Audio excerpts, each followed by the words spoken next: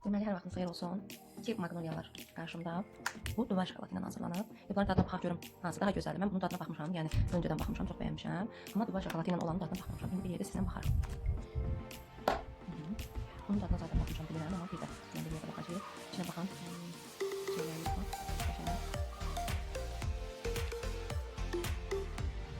Bunun dadını zaten bəyənirəm.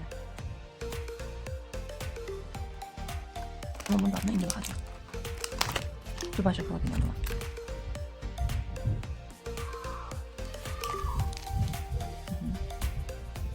Böyle bir şeydi.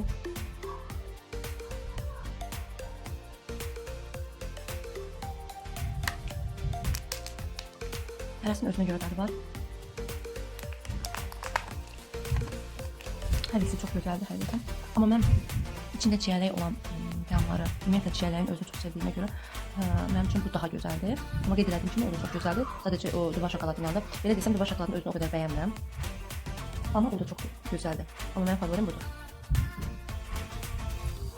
Göz haqqınızı halal edin. Sizə də bizə də nuş olsun.